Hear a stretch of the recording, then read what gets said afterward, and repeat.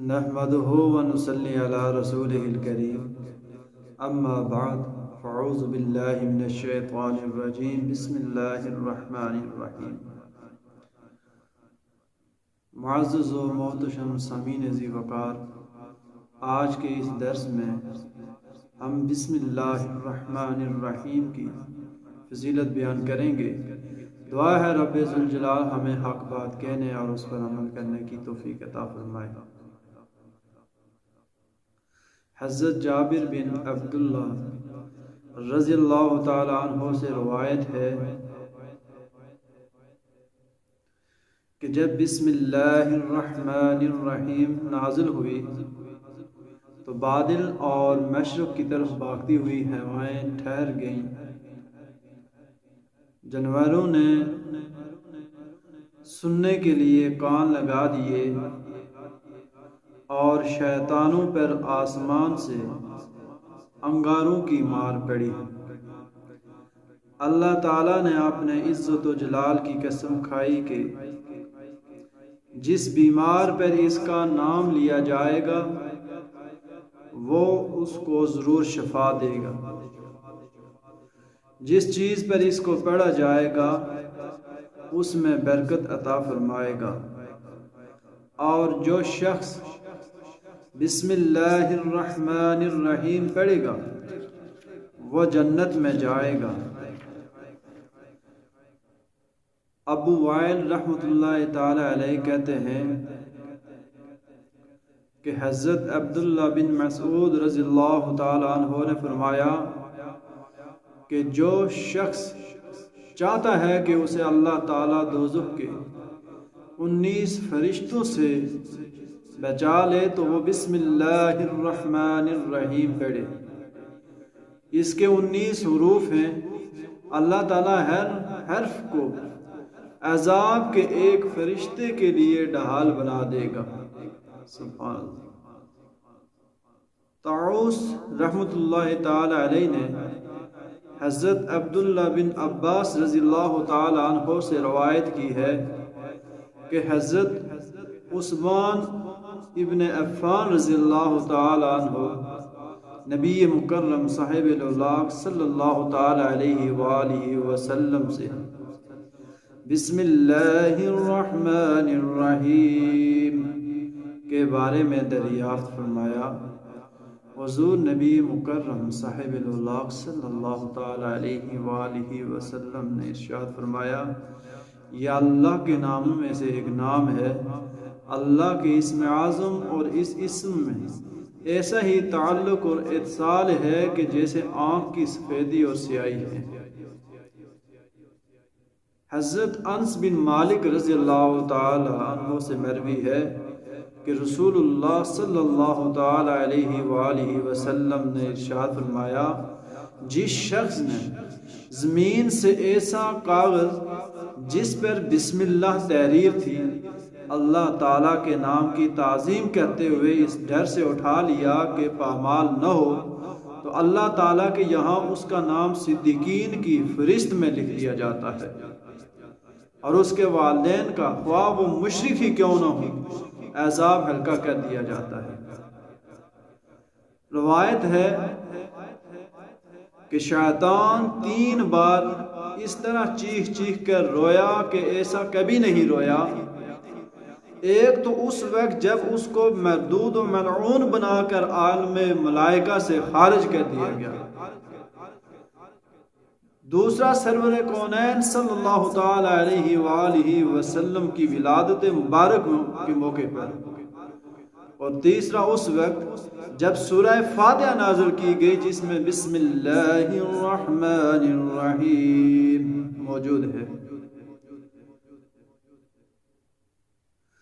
سالم بن الجد رضی اللہ تعالی عنہ سے روایت ہے کہ حضرت علی المرتضیٰ شیر خدا صلی اللہ غالب علیہ السلام نے فرمایا کہ جب بسم اللہ الرحمن الرحیم نازل ہوئی تو حضور علیہ السلام نے ارشاد فرمایا کہ میری نسل سے جب تک اس کی تلاوت کرتی رہے گی، کہ میری نسل جب تک اس کی تلاوت کرتی رہے گی عذاب سے محفوظ رہے گی۔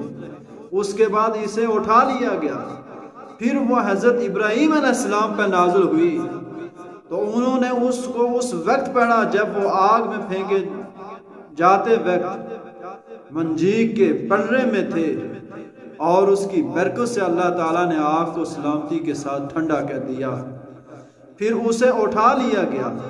پھر وہ حضرت سلیمان علیہ السلام تک کسی پر نازل نہ ہوئی۔ جب حضرت سلیمان علیہ السلام پر نازل ہوئی تو فرشتوں نے کہا کہ اے سلیمان، باخدا آپ کی حکومت تمام ہو گئی، پھر وہ اٹھا لی گئی۔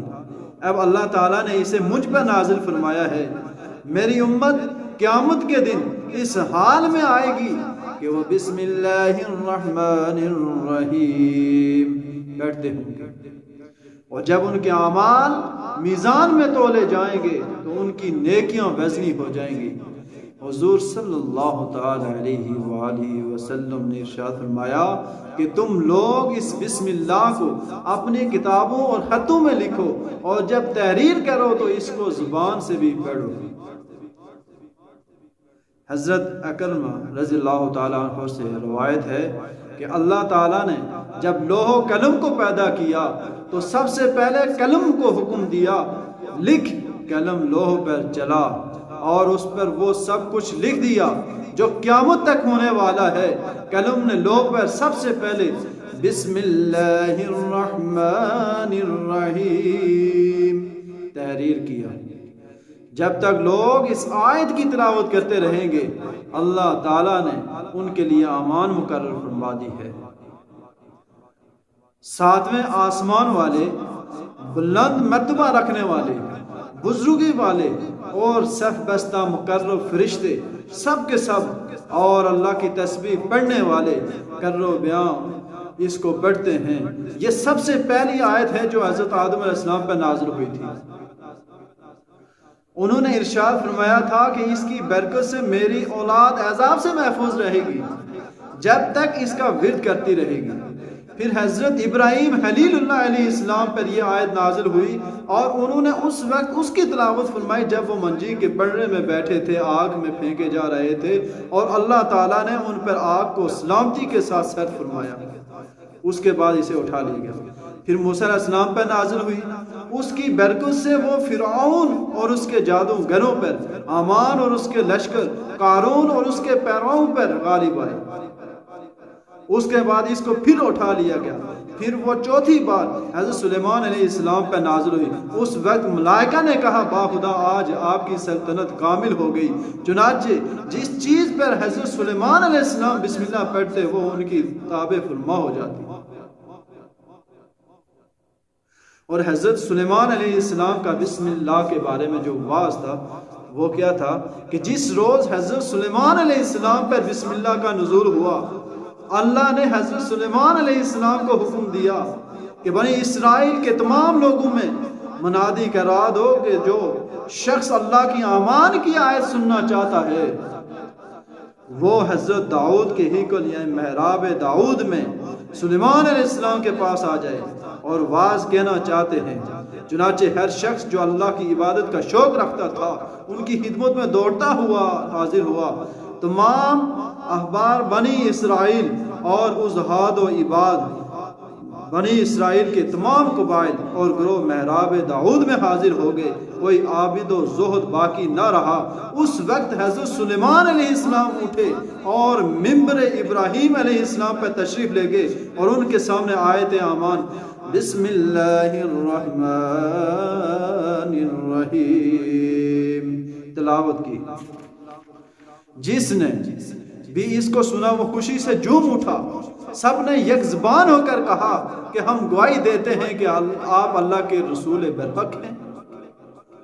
غرض یہ کہ اس آیت کریمہ کے ذریعے حضرت سلیمان علیہ السلام روئے زمین کے سلاطین پر غالب آئے اور اسی کے ذریعے سے رسول کریم صلی اللہ تعالی علیہ وآلہ وسلم کو مکہ فاتح کروا دیا۔ یہ تھے بسم اللہ کے فضائل، اور انشاءاللہ نیکسٹ میں جو میری ویڈیو ہوگی وہ حضرت عیسیٰ علیہ السلام پر بسم اللہ کا نزول اور رسول اللہ صلی اللہ علیہ وسلم پر بسم اللہ کا نزول انشاءاللہ اس میں ہوگا۔ دعا ہے رب ذوالجلال مجھے اس پر عمل کرنے کی توفیق عطا فرمائے، اٹھتے بیٹھتے چلتے پھرتے اس کا مجھے ورد کرنے کی توفیق عطا فرمائے۔ وآخر دعوانا ان الحمد للہ رب العالمین۔